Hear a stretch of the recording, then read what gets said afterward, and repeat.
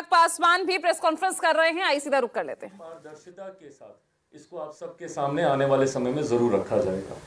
Sir कल ही राहुल गांधी ने एक आशंका जताई है कि कहीं विमेन रिजर्वेशन बिल जितना लंबा खिंचाई, ये भी बिल कहीं उतना लंबा न खींचे। तो आप भी इस मांग के समर्थक थे एनडीए में, तो क्या आप ये इंश्योर करेंगे सरकार के अंदर रह के कि उचित समय पे और जल्दी हुई है? जल्दी होगा, टाइम बाउंड होगा। और साथ ही में मैं नारी शक्ति अधिनियम के बारे में भी मैं बता दूं कि उसकी प्रक्रिया में जो समय लगेगा उस समय को छोड़कर कोई और उसमें एक्स्ट्रा उसको खींचा नहीं जाएगा।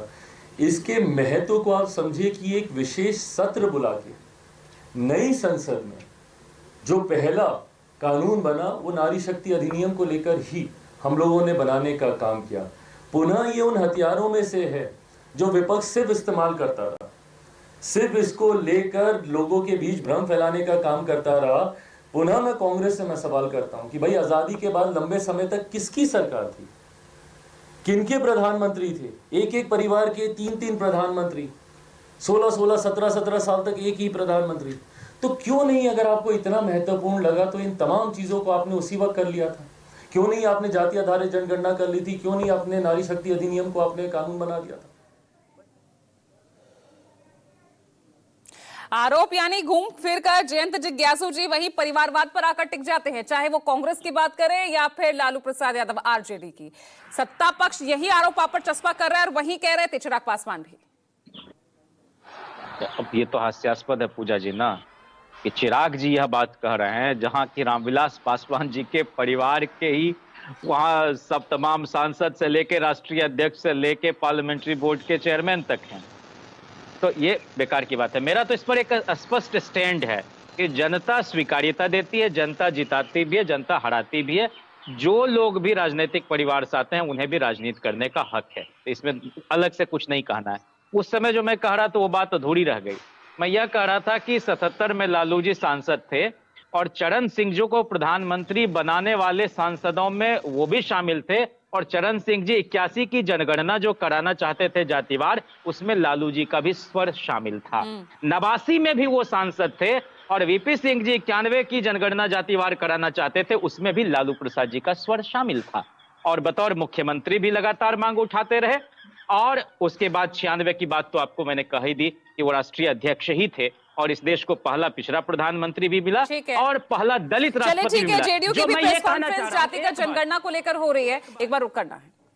9वीं सूची में अधिनियमों को डाला जाता है, कानूनों को डाला जाता है। उसमें देखिएगा तो एक से लेके जितनी सूची में अधिनियम सब है, कानून सब है। आज की तिथि में जब हमारा कानून ही अस्तित्व में नहीं है, कानून ही न्यायालय ने रद्द कर दिया है, तो आज किसको 9वीं अनुसूची में डालेगा? ये सुन के आश्चर्य लगता है।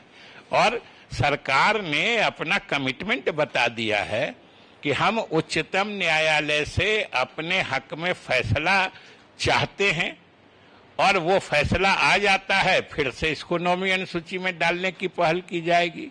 और जिस वक्त ये कानून बना था बिहार विधान मंडल में, उसी समय सरकार ने यानी मुख्यमंत्री ने केंद्र सरकार से अनुरोध भी कर दिया था कि इसको 9वीं अनुसूची में डाला जाए।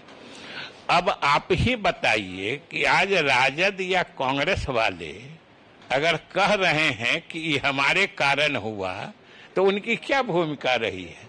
उनकी भूमिका ये इतनी तक सीमित है कि उन्होंने विरोध नहीं किया था, लेकिन सारा पहल, सारा नेतृत्व तो नीतीश कुमार और हम लोगों का था। और उस समय जो केंद्र सरकार ने हम लोगों को ऑल पार्टी डेलीगेशन को सूचित किया था कि प्रक्रिया आगे बढ़ गई है, इसलिए दिक्कत महसूस हो रही है, तो आज प्रधानमंत्री ने इस बात का फैसला ले लिया है कि सारी बाधाओं के बावजूद वो जाति आधारित जनगणना अगली बार कराएंगे। चलिए, सत्ता पक्ष और विपक्ष के अपने अपने तर्क है, हर कोई इसी का क्रेडिट लेता हुआ नजर आ रहा है। बहुत बहुत शुक्रिया इस चर्चा में हमारे साथ जुड़ने के लिए। लेकिन जातिगत जनगणना पर दिन भर न्यूज़ 24 पर मंथन जारी रहेगा, बने रहिएगा साथ।